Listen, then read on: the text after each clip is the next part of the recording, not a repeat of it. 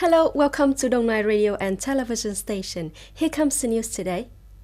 The Ministry of Finance is drafting a decree amending and supplementing a number of articles of the government's Decree 126 on the transformation of state-owned enterprises and one-member limited liability companies with 100% of charter capital invested by the State Joint Stock Company and Government Decree number 32.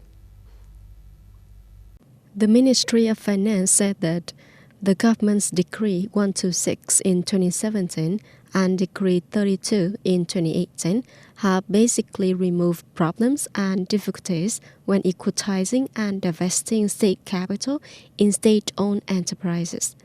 However, the implementation process over the past time shows that the policies on equitization and divestment still exhibit some shortcomings and obstacles. The organization and implementation of enterprises and localities are not really close, leading to equitization and divestment which meet difficulties and fail to achieve the set objectives and plans. Therefore, it is necessary to develop a decree to amend and supplement two decrees.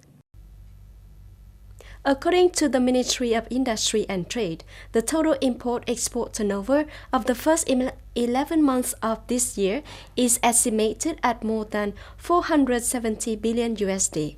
Therefore, the import-export turnover of 500 billion USD in December is considered to be feasible.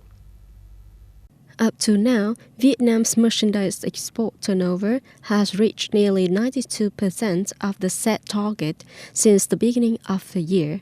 Vietnamese goods have continued to exploit traditional markets and develop new markets from taking advantage of FTAs. This result is attributed to the continuous reform of administrative procedures, creating a clear corridor for businesses to operate.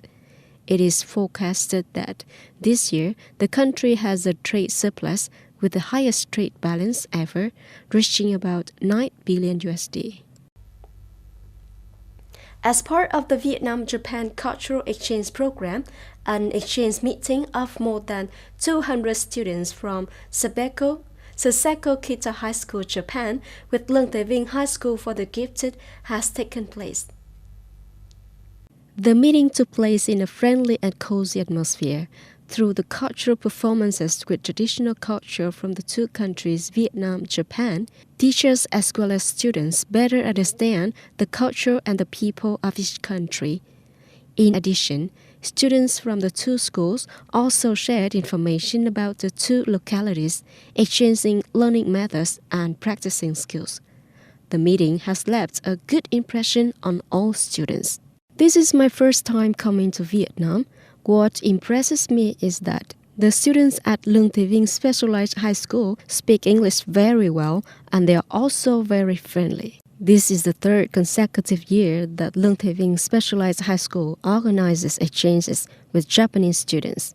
According to the program, in December, there will be 3 exchanges between students of the school with nearly 500 students from 3 high schools from Japan. On Tuesday, Canada, Mexico, and the United States have reached an agreement on a revised North American Free Trade Pact. The deal, seen as a replacement for the 25-year North American Free Trade Agreement, is the result of more than 2 years of wrangling and paving the way for ratification in each country. House Democrats and U.S. labor leaders gave their backing to the United States-Mexico-Canada Agreement, USMCA, after pushing for improved conditions for workers, updated the 25-year North American Free Trade Agreement, which has been infinitely better than what was initially proposed by the administration. The USMCA will now go to the country's legislature for final approval. However, the majority leader, Mitch McConnell, said the Republican-controlled Senate could not take up the deal before congressional recess, potentially pushing the vote into next year. Speaking at a press conference with U.S. Secretary of State Mike Pompeo, Russian Foreign Minister Sergei Lavrov said that Russia was ready to publicly access information in the period of 2016-2017. Speaking at the press conference, Mr. Lavrov said, "We have suggested to our U.S. partners that, to dispel any unfounded doubts, let us publish information exchanges via secret channels starting from October 2016 to November 2017 to clarify for many people. Unfortunately, this government have refused to do this." On trade, Lavrov said bilateral trade grew 30% during Trump's presidency and is currently at $27 billion USD. He expressed that the U.S. and Russia will reach an important trade statement in the very near future. In the North Korean issue, Foreign Minister Lavrov expressed Russia's willingness to assist in facilitating denuclearization of the Korean Peninsula. He also invited Pompeo to visit Russia at a convenient time. That's all for the news today. Thank you for joining us and goodbye.